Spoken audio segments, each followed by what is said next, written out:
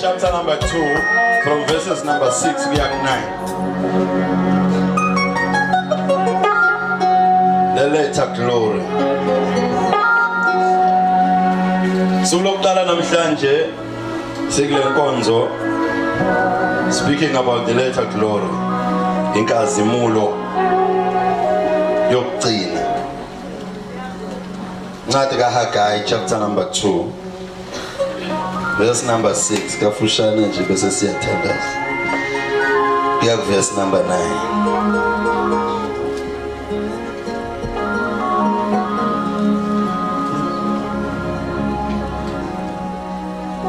For thus says the Lord of hosts, once more, it is a little while, I will shake the heaven and the earth, the sea and the dry land. And I will shake all nations, and they shall come to the desire of all nations. And I will fill this temple with glory, says the Lord of hosts. The silver is mine, and the gold is mine, says the Lord of hosts. And the glory of this latter temple shall be greater than the former, says the Lord of hosts. And in this place I will give peace, says the Lord of hosts.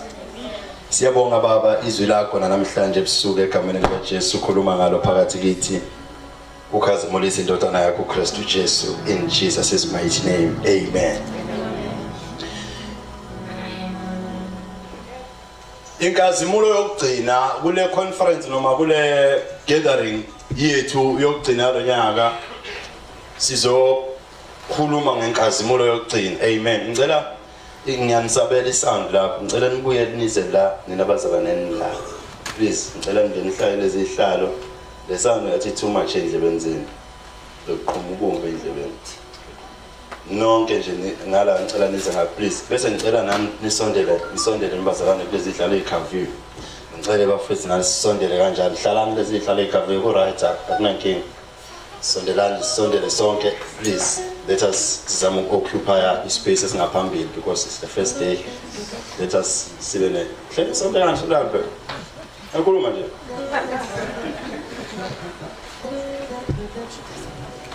Thank you. Nahlala kahle, naze nahlala kahle. Thank you so much. Oh, so good in man.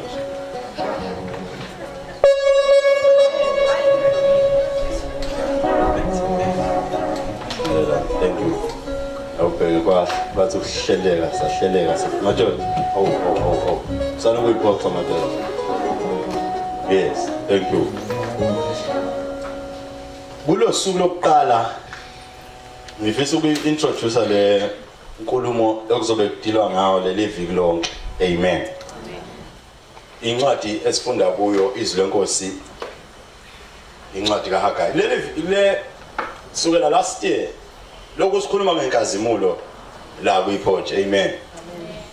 Enye yezinto ezibalekile mhlambe to summarize into esayichaza ngenkazimulo nje ukuba ngazama ukuyishonkathela niyenze ukuze nalo wayengekho mhlawumbe ongezwanga ukuthi sathi yini inkazimulo abe negama elilodwa kuthola ukuthi sasithe inkazimulo i-essence kaNkulunkulu, ubunjalo bukaNkulunkulu. Amen. Inkazimulo ubunjalo bakho uNkulunkulu. Amen. Ubunjalo bakho uNkulunkulu inkazimulo. If ungathiwa nginikeza isamari yenkazimulo ngathi ubunjalo bakho uNkulunkulu, it is the glory. Amen bazalwa. Somebody say the letter glory. uHagai ke ubhale le ncwadi ibhalwe nguHagai umprofeti, one of our prophets abancane eBhayibhelini ba recognize ngokuthiwa bangama minor prophets. Amen. Yena ke he was one of ama post exilic prophets, prophet after the exile. They were post exilic, they prophesied after mabebuye kudingisweni uIsrael ebuye kuthunjweni. Amen. Uthi uHagai benoZakhariah ba prophet ngaleso sikhathi after the exile. Now one of our prophets lo uthe umunye umbhali mayibhala wathi inhliziyo, he was in line neinhliziyo zabantu. Amen bazalwane. He was in tune neinhliziyo zabantu at the same time futhi in line nengqondo kaNkulunkulu. Umprofeti Hagai umprofeti owaye in tune, wayehlangene, wayeseduze, kanye neinhliziyo zabantu. Ngesikhathi esifanayo eseduze neinhliziyo zabantu wayesenhlizweni futhi kaNkulunkulu. Into ebukhuni ke le. Enye izinto eyamenza ukuthi waba ngabaprofeti abavelela ingoba wenza into enzima. Abaprofeti abaningi they will be in line with the inhliziyo zabantu bese beyalahleka enhlizweni kaNkulunkulu. Aba pastors, apostles, abapostoli, abaprofeti, abafundisi abaningi they will be in line neinhliziyo zabantu bese beyalahleka enhlizweni noma engqondweni kaNkulunkulu. But uHagai yena wayethi at the same time in line noNkulunkulu aphinde futhi akwazi ukuba relevant kubantu because wayazi inhliziyo zabantu. It's a difficult thing to do. Maybe ingceke zenkosi sizo understand lokho nje ukuthi kuyinto elikhuni. Ukhulume umpostoli Paul wazathi abanye bawofisa ukuthi kushunyelwe ngalezi insuku zogcina njengokubatshwa kwendlebe zabantu. Yabo ngoba bezama ukuimpress abantu. Kukhulu kuba in line nenhliziyo zabantu uphinde ube in line nenhliziyo kaNkulunkulu ngoba ezikhathini eziningi inhliziyo kaNkulunkulu iyaphambana nenhliziyo yabantu. But uHagai he spent time nabantu, wangena kuba abantu waphakathi kwabo, wakwazi ukuzwa ukuthi kwenzakalani la. Wayeseyithatha lento eyireport kaNkulunkulu, uNkulunkulu wamnikeza ama solutions alento eyenzakala la. Ingakho waye in line nabantu in line noNkulunkulu. Amen. nikhona bazalwane. Inga wasizwa kakhulu umoya futhi kaNkulunkulu, because iBhayibheli lithi akekho umuntu ongazi umqondo womuntu ngaphandle komoya wakhe umuntu qobo lwakhe. No one knows the mind of a man except the spirit of a man. Mathelithi kanjalo, no one knows the mind of God except for the spirit of God himself. He searches even the deep things of God. Uhlola izinto ezijulile kuNkulunkulu. So for a prophet to be in line with God and aphinde abe in line nabantu, kubiza ukuthi abe filled with the Holy Spirit. Abe nobudlelwano obukahle nomoya ongcwele ukuze ukwazi ukuba relevant, ukuze sikwazi ukuthi sibe relevant kubantu. Siphinde futhi naNkulunkulu singalahleki, kusiphoqa ukuthi siyathanda sithande asigcwaliswe ngamandla kamoya ongcwele. Nikhona bazalwane. uHagai was one of those prophets ke. Incwadi yakhe le itheme yayo nje yonke udila about a rebuilding of iTemple, ukwakhiwa kwesakhiwo seTemple likaNkulunkulu. Amen bazalwane. Kule ncwadi njengoba kusuke kukade kwakhiwa iTemple likade libhidliziwe, bese bezo renew bona bezolakha kabusha. Uprofeta ngaleso sikhathi ke sekwakhiwa iTemple likaNkulunkulu. Kukudilwa mawuyifunda yonke le ncwadi imfishane about 2 chapters. Yes, chapter 1 and chapter 2 bese yaphela. Mawuyifunda nje uzothola ukuthi kunama problems a common kubo bonke abantu bazo zonke izikhathi emhlabeni abaphilayo abadila nawo. Ama problems akule ncwadi mathathu a common kubantu bonke bezikhathi zonke. Ezikhathini zobaba lama problems ayekhona, nasezikhathini zethu lama problems still akhona. If kuthi sekhona isizukulwane siyolandela emva kwethu, I doubt kodwa manje siyoba khona naso siyoba nalama problems but aya are common ezizukulwane nezizukulwane. Amen bazalwane.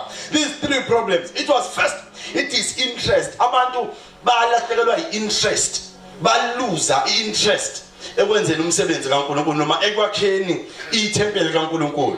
They lost interest, balahlekelwa. And number 2, it discouragement. Babe discouraged,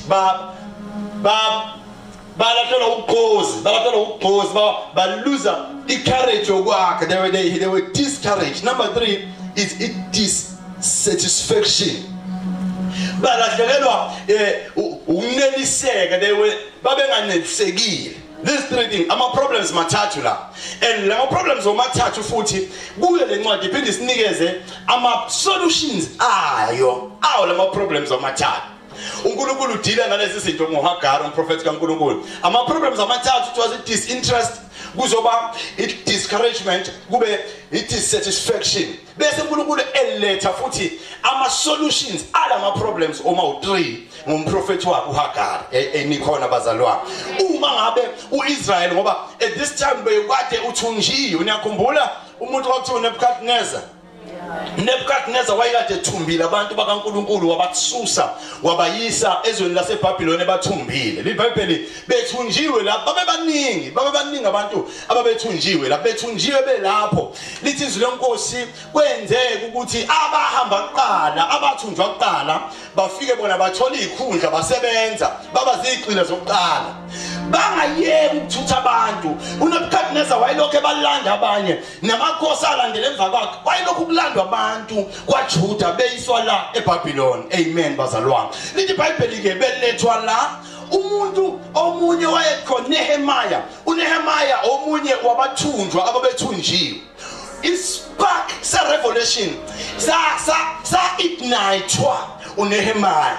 Uyeni Nehemiah owenza ukuthi owa ignite inhlanzi yokuthi abantu bakaNkulunkulu bebuye lezweni la. Amen bazalwane. uNkulunkulu wasebenzisa uNehemiah ukuthi abase inhlanzi yokuthi abantu ababuyele back endaweni yabo kwaJuda. iBhayibheli bathi mangabe behlezi uNehemiah esevini inkosi yakhona lapha ya uArtaxerxes Longimas. iBhayibheli bathi mayemseva kwafika abanye ababethunjiwe. Wafika wabuza uNehemiah wathi uMthela mfela bathi sivela kwaJuda ebabone besafakoza inkosi abasha. sivela abaJuda hawu kuhamba kanjani eJerusalem iBhayibheli bathi kuyabheda Jerusalem alishile indonga zalo ziwile iminyango ihleshuliwe yabaswa ngomlilo leli iBhayibheli yababhlungu inhliziyo kaNehemiah mangabe ezwe ukuthi iJerusalem umuzi wenkazimulo umuzi okhanya kwathiwa ngeze ngakubala okuhle lapha ya eJerusalem lithi iBhayibheli mawufunda lalilihle ithempeli lalikade likhandwe uSolomon kwamthatha 7 years ukulakha aliqede lalinama ruby linama diamond onke ahlukahlukene laninobucwebe linegolide liphanelwe ngegolide phansi naphezulu ulithi iBhayibheli mawufunda kuze kube namhlanje alikho ibhilidi elake lakhandwa labalihle njengebhilidi lalikhandwe uSolomon ithempeli lakhanda uSolomon eJerusalem ngisho yini le building ekhu enkulu lapha eThekwini elihle la ile hotel Hilton yini lelo hotel elikhulu elihle lapha eThekwini edumile elihle nawo wonke Hilton ngisho ayifiki ngisho laseDubai skyscrapers la amada twisted athi alikho ibhilidi labe lakhandwa emhlabeni labalihle okudlula ibhilidi lakhandwa uSolomon iBhayibheli lela thempeli laphele nalangashoti indawo ngisho ukuthi uyacinga into la kushoda wawungathola ukuthi kushodani laliya yonke into ongayicabanga uma ngabe uNehemiah ke bethunjiwe ezwa kuthiwa lishile kwabuya ithempeli emqondweni wakhe wacabanga ubusha nale yanto wathi kanjani iBhayibheli wadangala enhlizweni yakhe and because wadangala iBhayibheli wakhuleka wazila ukudla ekhulekela ukuthi nje uNkulunkulu amnikeze umusa ukuthi kuyovuswa lela Jerusalem ezwa kuthiwa lishile he fasted and prayed uma kukhona umuntu ofuna into ethile bazalwane okukholwa ma umzalwane kukhona ufuna iattention kaNkulunkulu esimene sithi you need to pray and fast awukwazi ukubalekela lezi zinto ebese expect ukuthi uNkulunkulu will give you what you want lento ifunayo lento idingayo ngisho ngathi abanye bayayithola kodwa bathandaza wena uNkulunkulu ufuna ukuthi umazi ukuthi ungubani qala ufuna uthandaze uzile ukudla ifasting iyona nto ebalekile kithi thina sisindisiwe egameni lika Jesu ngikhona bazalwane whatever ukhona nonesidingo lowo nesidingo akathandaza azile ukudla afuna uNkulunkulu ngiyakuthembisa uma ungokwenza lokho ngeqiniso uzohlangabezana noNkulunkulu enze ukuthi kube ne-solution in your problem leli iBhayibheli lo wathi mayithandaze azile ukudla wathi usondele enkosini iBhayibheli yathi inkosi angikaze ngikubone ubuso bakho bunje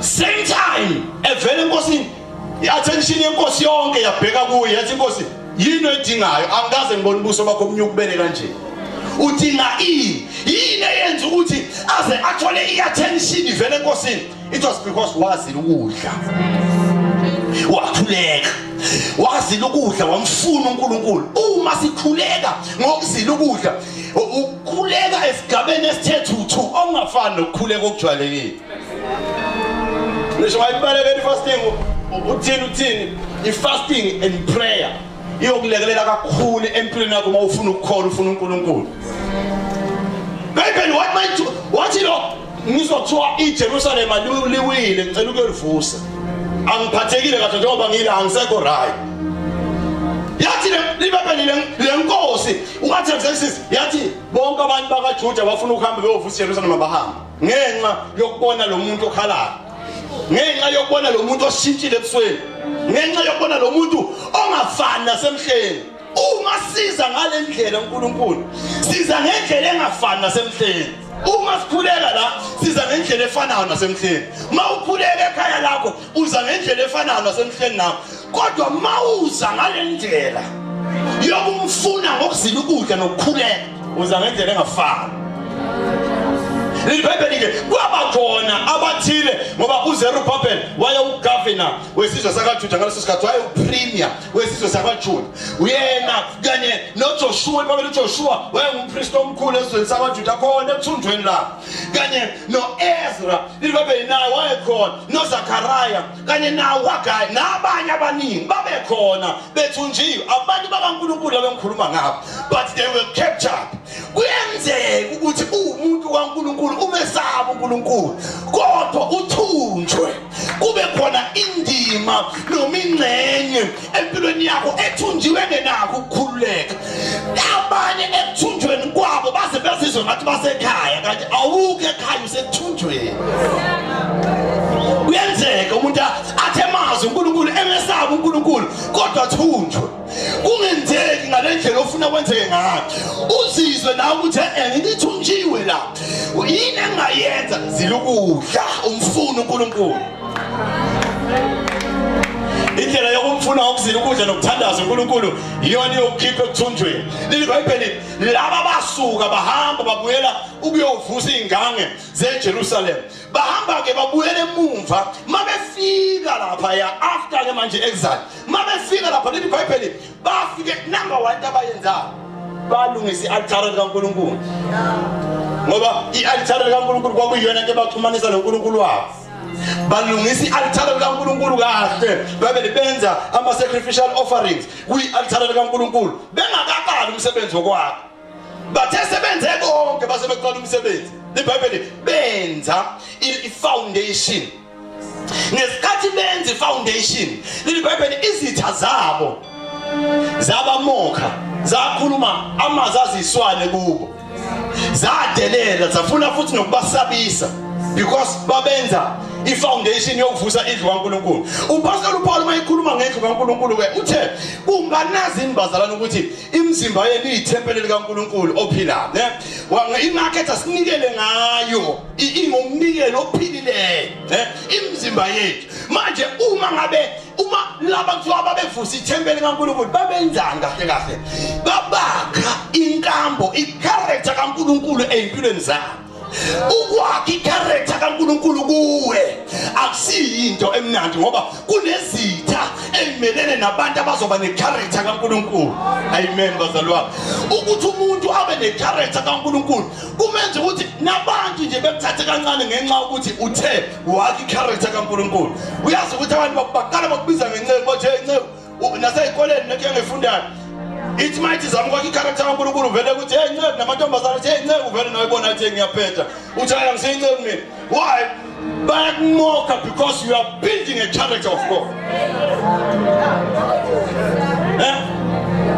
Mkhokheli uthi ngimkhokheli mina uyishito uyilahla i-character uyiphike lento ozama ukuyenza ngenxa yabona makuthi imali iBhayibheli bathi mangabe bebamokha bayeke ukusebenza. Bathi mangabe besho lezi zinto kubayeke baba ukusebenza bathi hayi ngeke akasiyeke ukusebenza. Bawuyeke umsebenzi ngenxa ukuthi izitha zabo zakhuluma amagama afike enhlizweni zabo enza ukuthi bayeke ukusebenza. Baba discouraged. Kunezinto esithi noma sifuna ufakazi wami wena kade uzama ukutholwa ngendlela kaNkulunkulu. Kodwa uthi mawusuthi uyayikhanda i-character kaNkulunkulu kuwe kube khona izimo ezoqhamuka ezovukuza leya character yakhe endala ukuthi ayiqhamuki ngendlela ezayiqhamuka ngayo endulo. Njengamanje seyiqhamuka ngendlela engacashile ezisemaceni enganakekile. Uthi nawe kunendoda njalo ngale kwathaya it is because akuvuka i-character yakho ekaNkulunkulu seyiyancipha i-character. Kanti uma sine-character kaNkulunkulu sinokubekezela konke.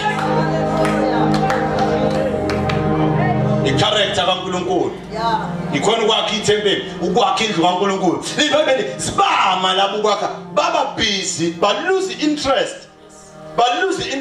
Banga njengoba uyabona COVID le baningi abalose interest kuNkulunkulu. Abanye bekhola bethandaza izihlobo zabo zabanjwa ile COVID zashona bethandaza balose interest kulento. Bathi ayingisebenzeli lento. Abanye bafunda bagogoda balutho ukusebenza bahambisa ama-CVs even emasontweni ukuthi umfundi isithandaza bayakhulekela kuze phela namhlanje abasebenzi. Kunezinto ezivele abanye kwaze kwenza kwaba nama-events alandelanayo ongazuthi angama-misfortunes. Baze bathi ayingathi senginamabhadi selokhu ngithe ngiqala ukusindiswa ngathi ma ngidonsa amabhadi. Balose interest kulento. Befanele kwakhiwe ithempeli likaNkulunkulu kodwa abantu abathi bayalilaka ithempeli likaNkulunkulu balahlekelwa manje interest ngenxa yokuthi izitha ziyabamoka zikhuluma zikhulfa amagama angekho right zisusa interest ibabeli bakhe zabo izindlu bayiyeke kaNkulunkulu ba business zabo izindlu ba business zabo lingesikhathi beba business zabo uNkulunkulu ila khona ke sekuqale khona ukulahleka interest avusa khona uHagar wathi Hagar hamba uyokhuluma nabantu laba bantu bathi akusisona isikhathi sokwakha indlu kaNkulunkulu lesi kanti yisi isikhathi lesi bathi bona this is not the time ukuthi kwenziwe indlu asikakafiki isikhathi sokwakha indlu kaNkulunkulu umuzi umuntu ethi kuyongifika nami mase ungifika ngendlela kanti uNkulunkulu uthi yisi isikhathi lesi bethi hayi angakabi ngijala mase ngimjala kuyofika isikhathi sokuthi ngithole kanti yisi isikhathi bathi abantu akakabi isikhathi sokwakha indlu kaNkulunkulu akakabi isikhathi sokwakha sokumbu uKristu uPaul uthi bantu abame ngemihelo futhi ngani uKristu aze abe fully formed ini inkambo kaKristu izibunjwe igcwale yini bona bathi abantu akakabi isikhathi uthi uNkulunkulu nalibana ukuhlala endlini ezinhle nakhohlwa indlu yami nakhohlwa ukulungisela mina indlu kanti anazi ukuthi imizimba yenu ithempeli likaNkulunkulu uNkulunkulu ufuna ukuzohlala athi take pleasure ethempelini lakhe elingangcolile kodwa abantu babhizi nokwabo bakhohlwa uNkulunkulu uthi mayikhuluma uNkulunkulu ngoHagar consider your ways lento yenza nibe bhizi ngokwenu kodwa ngikhohlwe ukwakha indlu yami consider your ways qaphelani indlela zenu qaphelani indlela zenu ngoba akukho right ukuthi ningabhizi nokwenu ningabhizi nokuthuthukisa impilo zenu zenyama kodwa impilo kamoya kaNkulunkulu ophila kithi ishona phansi imili ingakhuli akukho right ukuthi ungakhula wena physically ube nakho konke kodwa spiritually ube ingane uNkulunkulu consider your ways qaphelani indlela zenu uzethi ngenxa yalokho nitshala kakhulu kodwa nivuna kancane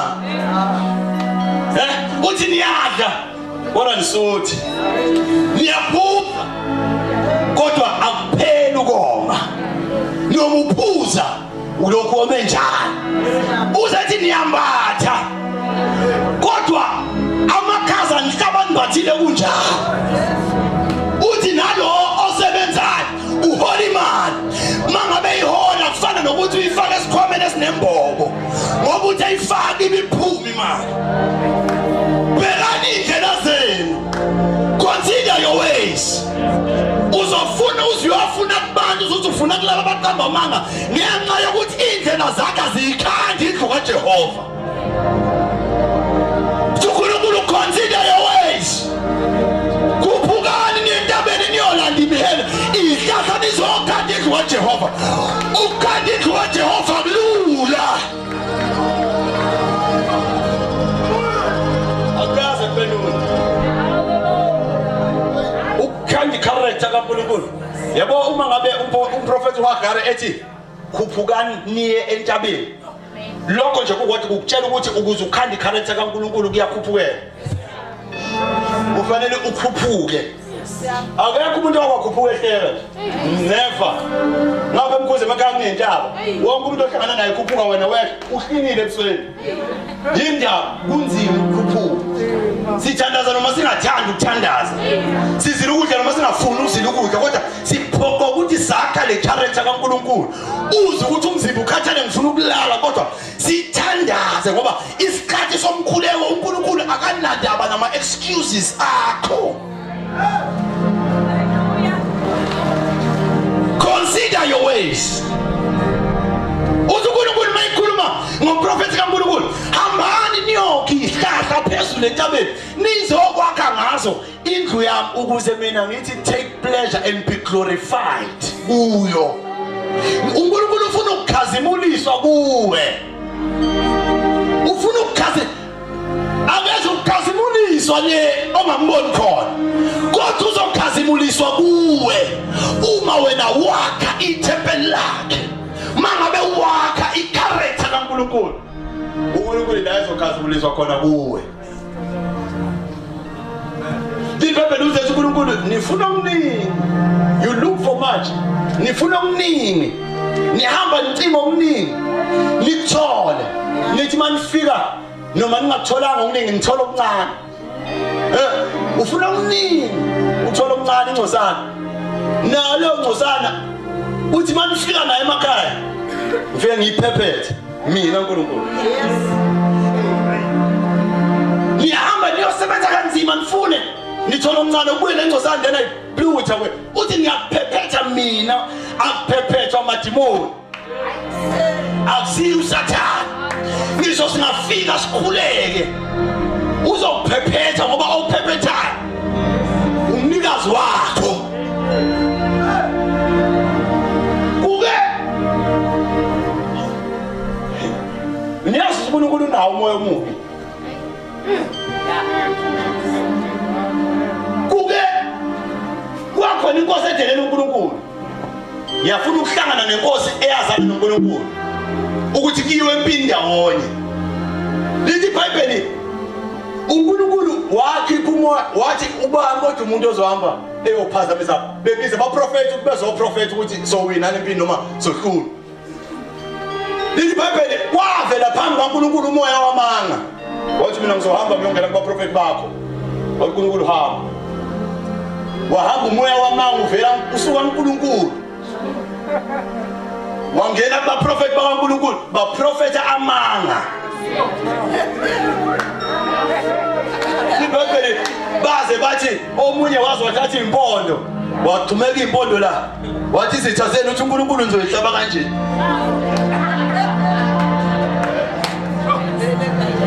Mangabe uNkulunkulu ephephetha engenza nokuthi isiprofeti amanga kanti inhloso yakho ukuthi akupanishe wena.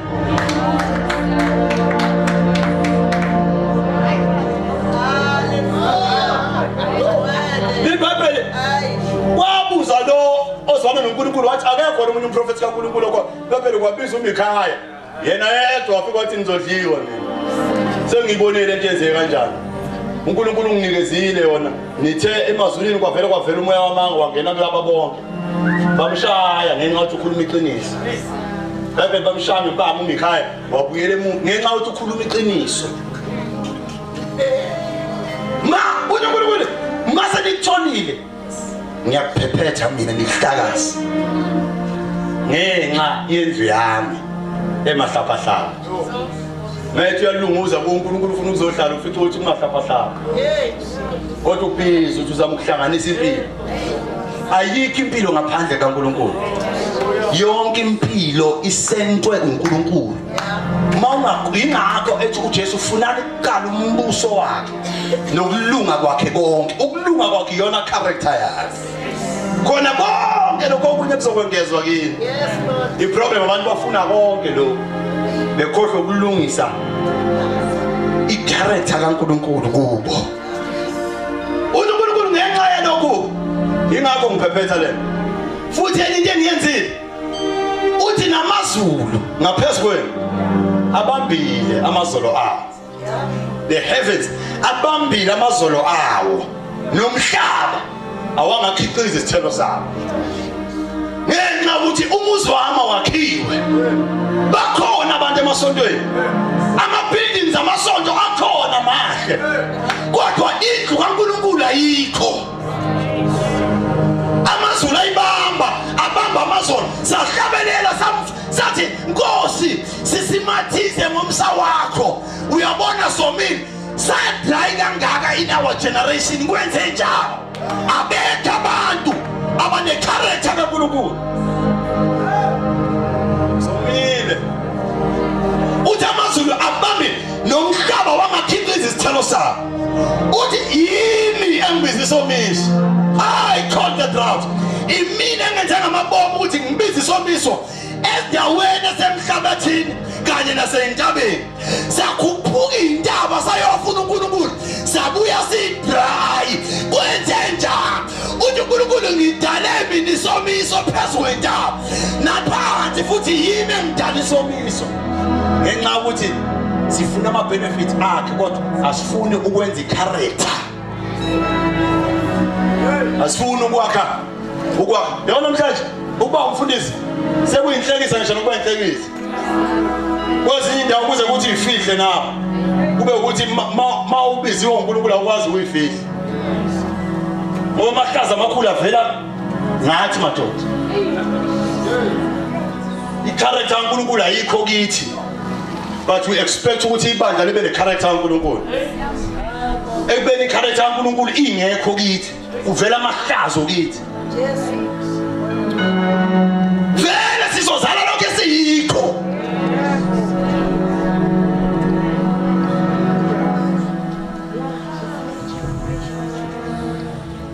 amazulu akubamba amazolo hayi ukuthi awekho agodliwe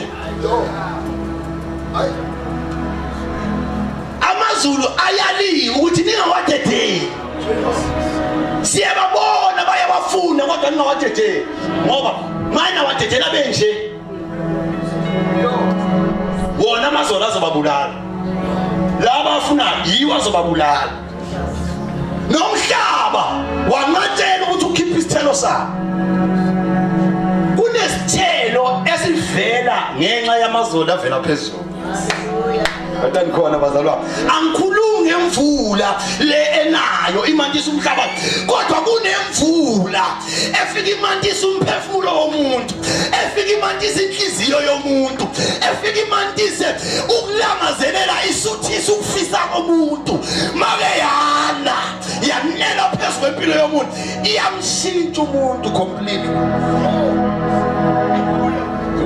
imini odala isomiso imini odala isomiso kukolweni nakuwo amafutha amasha nakuli iwayini elisha njengoba singasalazi iwayini elisha nje sifune saze sale etha ngathi sesilitholile singalitholanga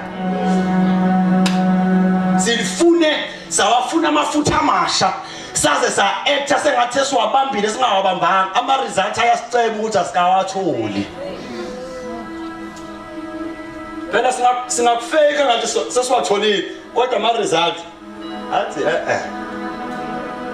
impumela yasho thana kalitholi iwayini elisha kune wayini elisha babona abasendulo balazi bawazi amafutha amasha bayawazi abasendulo akusoni ilanga manginamafutha amasha ngaso leso sikhathi khona kwenzakalayo kodwa uthi uNkulunkulu ngidala isomiso kuwo ngadala isomiso nasewayinini elisha nakulokho umhlaba okhiphayo ngadala isomiso nakubantu naseyilwaneni nakuyo yonke imisebenzi yezandla zenu ngadala isomiso imkhiqizo ephuma khona imihle ngenxa ukuthi indlu yami ihlezi ayakhiwe nayi into uNkulunkulu ayicela kithi ukuthi sakhe indlu yakhe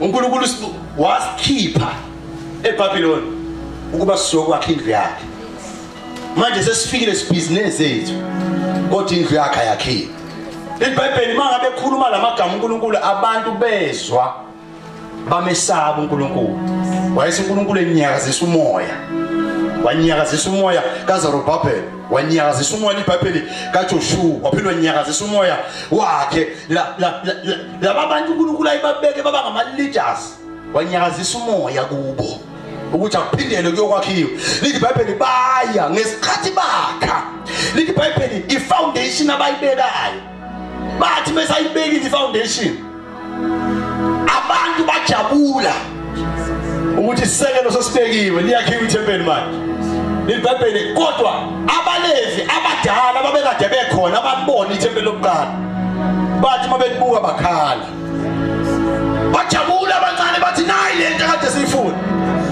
abadala bathi siyalazi thina leli lasendulo siyalazi salibone lapha ngoSolomon lalingenasici sathi sijabula thina ukuthi sayithola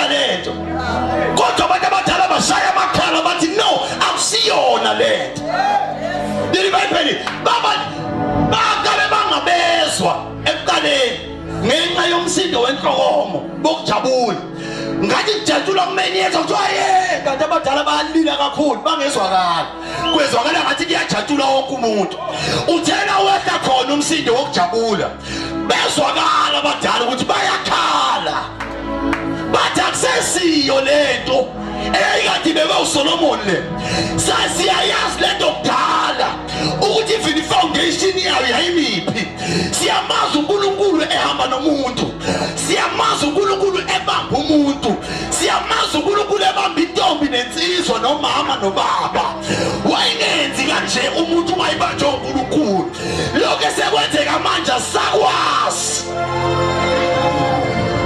sajabula thina sathi Nkosi abantu baphakamisa izandla beza kuwe bekhala inyembezi ethi abantu abadala yayingahiwi shephisa abantu beza kuNkulunkulu abanjani laba beza kusomandla bedlusha peace sathi sijabula ukuthi abantu bagqola amatende basathi inkonzo kodwa uNkulunkulu wathi abadala babebuka bathi laba abantu bagcwele yebo kodwa abana uNkulunkulu futhi bonke baphuma nengena uNkulunkulu futhi bathi abadala lutho ayikhona inebe ba discouraged nalaba ke sibejabula niyakwazi lento yokufuna uNkulunkulu kuba ngathi akakuzwa uzujangala ube discouraged ngathi uNkulunkulu akasekho emhlabeni mawuthi uyafunda ukuthi abasendulo bamfuna kanjani uzokuthiwa ubabhengu bakhuphuka into abawuthandayo 40 days yephela babuya sebenamandla bawungabalo 40 days sesibathathile uyibuza ukuthi akwenze ngani akululu kwakha ikhametha kaNkulunkulu mawuthi uyafuna kuthiwa obaba ungithi babe nomlilo kaNkulunkulu benze imali so bayithola kanjani le ufunda uthola umlando kuthiwa enanga wakho hambe sedelele uye kuthiwa hambe selele ekade phuma emvuselelweni wangena egarage wathela upetrol mayibuya ngakusasa ekseni bathi labafana bathela upetrol bapha bathi uhamba nabizona wathi bapha labo bantu labo bathi ufikela hamba nabantu emotweni bagqoka into ezimhlophe bafika ulele la eceleni wena yena wayedwa wayidrive imoto engazeleke mawubuza ukuthi thina ngoba siyamfuna the same God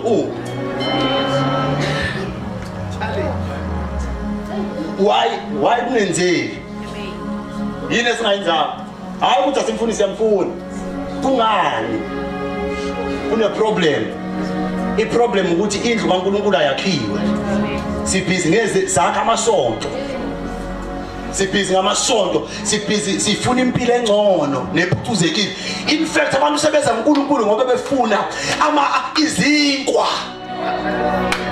wakhuza lento uJesu iphaphele wanikeza abantu izinkwa uJesu bakha nofish babuya ngakusasa wathi uJesu nina nisafuni nifuna izinkwa nina anizele mina nizelele izinkwa engikhandayo abantu namhlanje beza esontweni ngenxa ukuthi isonto selaphenduka ezenhlala kahle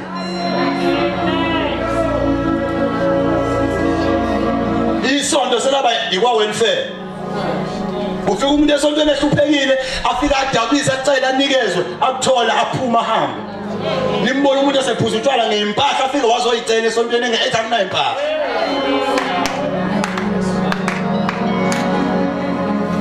abasekho abantu abafuna uNkulunkulu babhizi ngezindluza lithi baba nabantu abadala bathi yenza lento ukuthi be lose courage nathi ngokulunga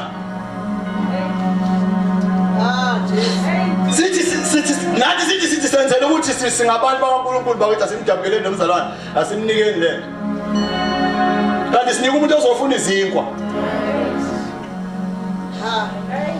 sinika umuntu sizofuna amavesi nathi athi anongenisa ihamba uJesu ngoba manje nongenisa ingelo singelanga nje beningazi kanti sinika abantu abangazili ukuzofuna uNkulunkulu abantu abaseze emasontweni ngoba ingakho beshintsha amasonto ufuna lazo nakwa khona enzelwe khona izinto lapha ya uNkulunkulu akanendaba nesonto ufuna indlu yakhe kuwe uNkulunkulu ufuna ubiye ufuna ulungise icharacter yakho umesabe umsabu wedwa singekho wazi ukuthi umuntu onoNkulunkulu uhambe egoli la kungekho umuntu owaziyo kodwa uzazi ukuthi umuntu kaNkulunkulu unoNkulunkulu kuwe Bible ba loser icourage mawufuna unceda Ezra yenza Bible they lost courage ngenxa yaleyo nto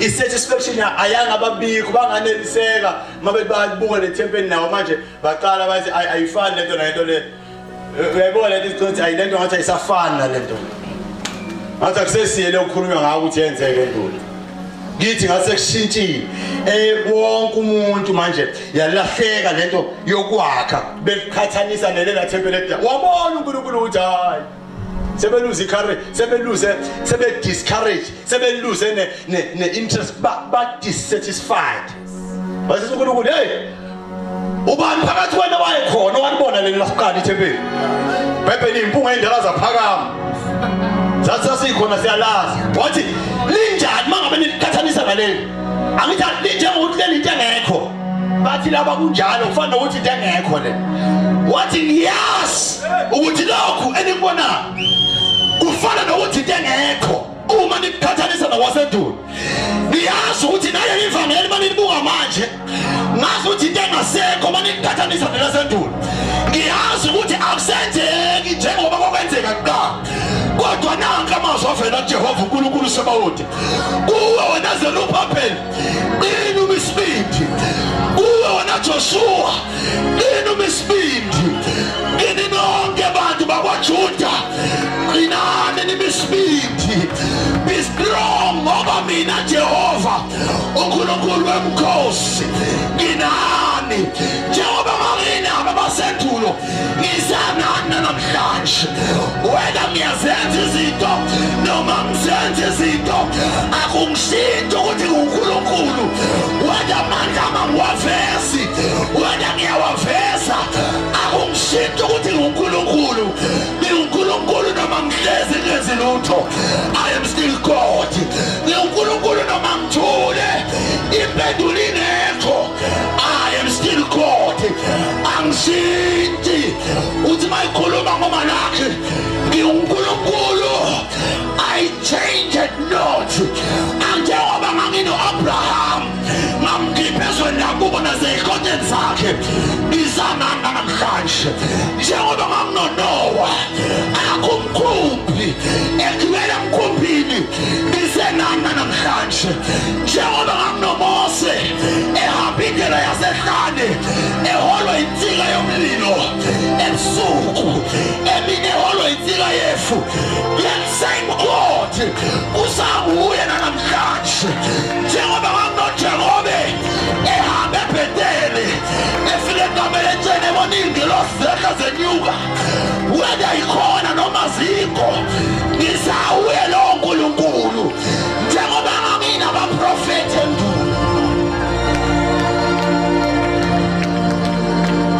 I am still that same God ngizawuye lo njengoba ngaba noDavid ngisana singadukubala madoda singaphela amandla badlala uNkulunkulu qinani nimisibindi njalo uPaul uthi qinani enkosini nasemandleni ayo amakhulu kunamandla amakhulu okufanele sibambelele kuwo amandla amakhulu okufanele siqinile kuwo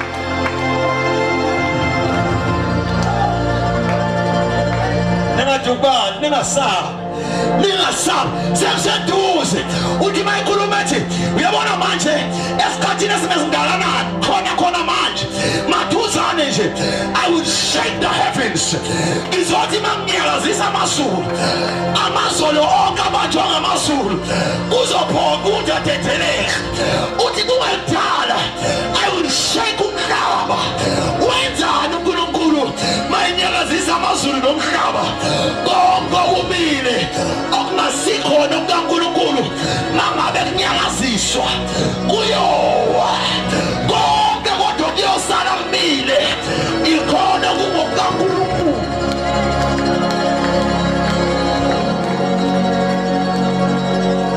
Daniel waprofeta iBhayibheli uDaniel wathi mayifunda umbono wathi lo mbono ubonile wenkosi Nebukadnezar lelitshe eliqhamukile lazoshaya isithombe saphihlika sawa asaphephuka itshe lama laba intaba enkulu limemezela umbuso zayo kunombuso zayo ongenakunyakaziswa eminye imibuso noma inganyakaziswa iwe kodwa umbuso uNkulunkulu awunakunyakaziswa umile kuze kube phakade kungedala. I will shake izizwe uthi ngiyonyakazisa nezizwe ziyobuya othandweni lokuthanda ezinye izizwe. Why kwenzakalani Nkosi? Uma kuvuka uthando kuvuka uNkulunkulu i-character kaNkulunkulu ezizweni. May God shake our nation. Engathi uNkulunkulu enganyakazisa isizwe sethu siyisizwe samaZulu siyisizwe sala eSouth Africa eKZN siyakhuleka ukuthi uNkulunkulu engathi enganyakazisa ukuze kubuye uthando lusha. I will shake everything. This is the isikhathi lesuNkulunkulu enyakazisa khona. Uyazi mawubuka yonke into manje emini yanyakaziswa. Mawubuka iParliament liyaduzela, mawubuka iSouth Africa ayiqondakala ukuthi mawubuka indaba ubona phesheya yonke imibuso nemikhosi iyanyakaziswa kodwa abakaNkulunkulu abanamnyakaziswa ngoba umbuso wabo umile kuze bephakade. Uzethi uNkulunkulu isiliva lingelami negolide nalo lingelami ngakho-ke ngenxa yokuthi isiliva negolide lami bonke kushuthi abasembusweni wami isiliva negolide kungokwabo wena bayathanda abathandi mayisethi inkazimulo yaleli bandla lokugcina noma manje singayibuka kungasuthi ayikho kodwa le nkazimulo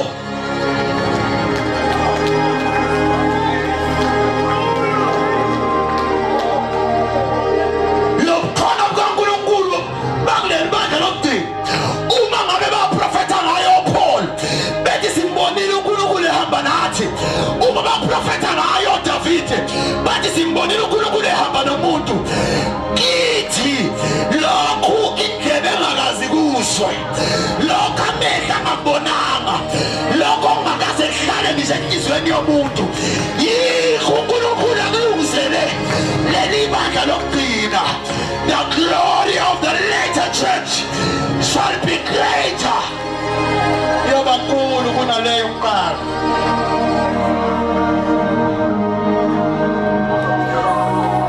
Lapho sifunda ngabo kokuqala. Lokho kuzokwenzeka manje.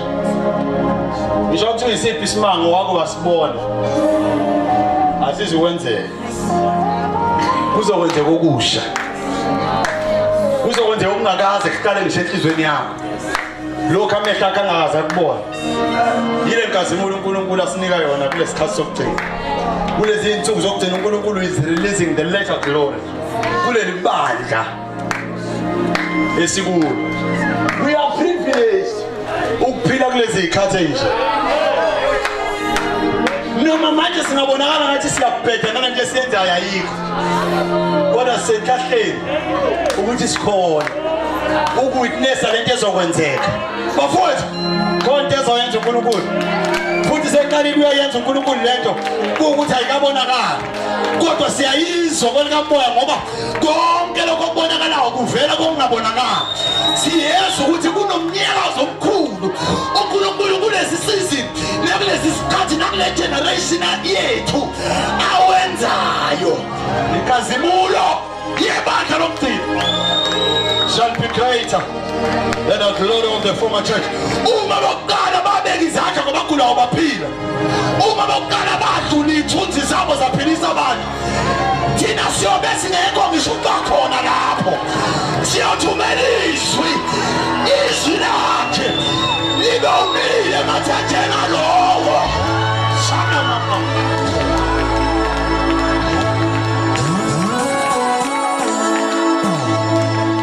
Uma kwathatha idwetwe kubo zabekwa kwabagulayo basukuma bahamba. UPawulu ashumayela indoda yayisilima ngenyawo ikhomba yasukuma yahamba. Thina sizokuyikhomba ngizokuyikhomba kodwa inkazimulo yathi mayifika ongaphansi yabuya ngaphezulu ongaphezulu kuyabuya ngaphansi ngoba the glory of the little church.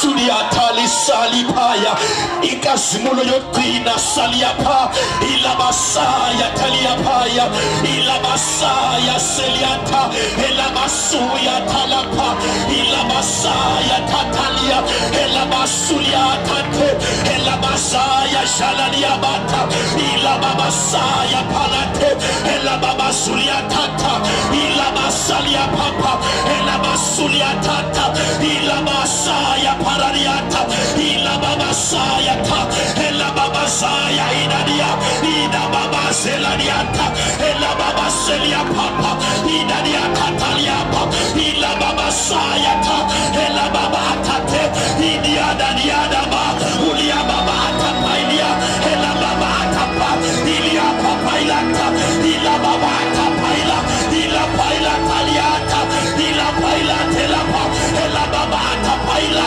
iliababa palataya elababa talia papaya paliata taliata ilapaila seliapa ilapapayata idaliata tatapaila ilapapata elapapayata ilapaila tataliata idatapa tataya elapapayata itapapaitata etapapatata itapaitataila elapapaitata itapainata ilapapayata elapaitatila ilapaitataila itapapayata elapapatataila ilababasalia elababasuliatapa ilababasalia paila elababapapayata ilabasalia paila elababababasa ilabasalia paila ilababasalia pa elabababasaya ilababasaya elabasa ilabasa elabasaya elabasa ilabaya salaba elabasaya ilabahaya easaya ilabahaya ilabahayata elabasaya esa ilabahaya idadadabayasa elabasa idadadadia inanamasaya elabaha ilabababaya sidabayapa idadadaba inanamasaya elababasaya ilabasaya elabasia ilabasia elabasida inanasaya inanesapa inabase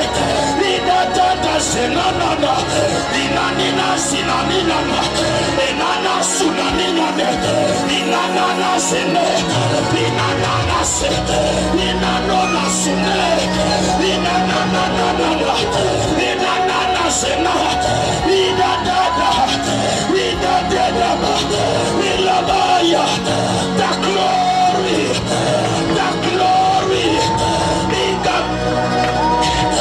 Ikasimulo nayo Ikasimulo of the later church nayo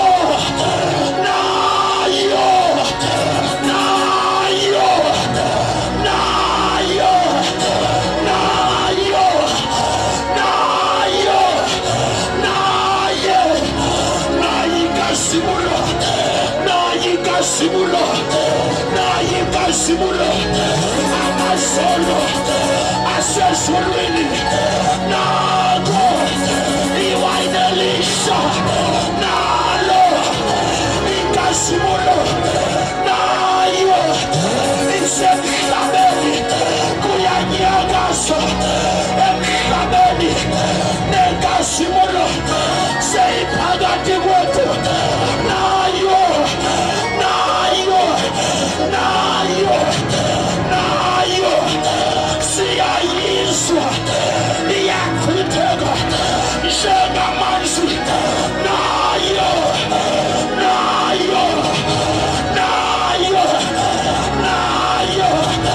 Pala Paila, Palasa, Pila Papaya, Ela Baba, Siamonga,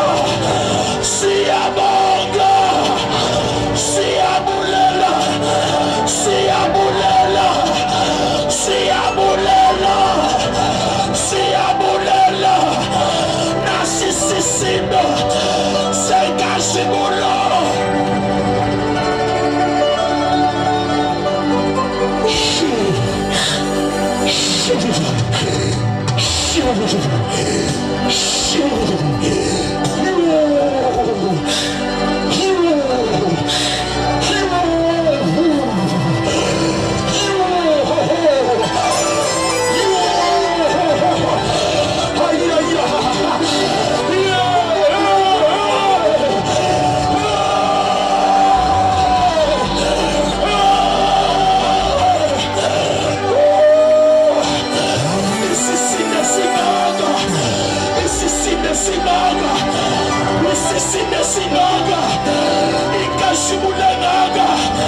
Ikasimulangaga na yeshama ide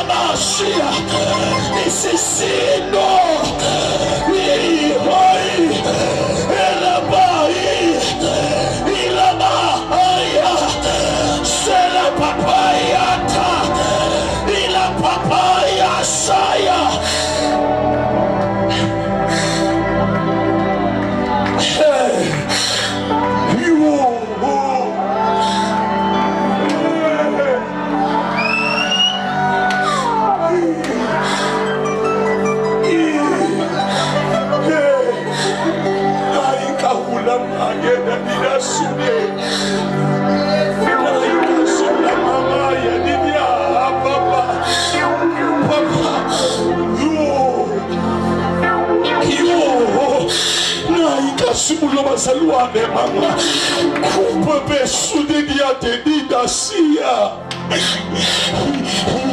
kikikiduse yedidede kukikikia dosididie kupapa ideduse didada yedidede udiliade gididede kukekakidia didadode Tila de doce de India, Telida de Ausia,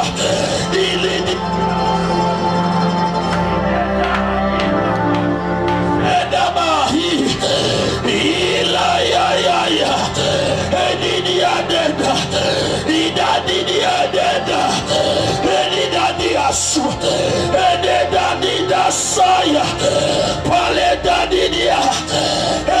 Basidia, Idadia da Basaya. The glory of the Lord.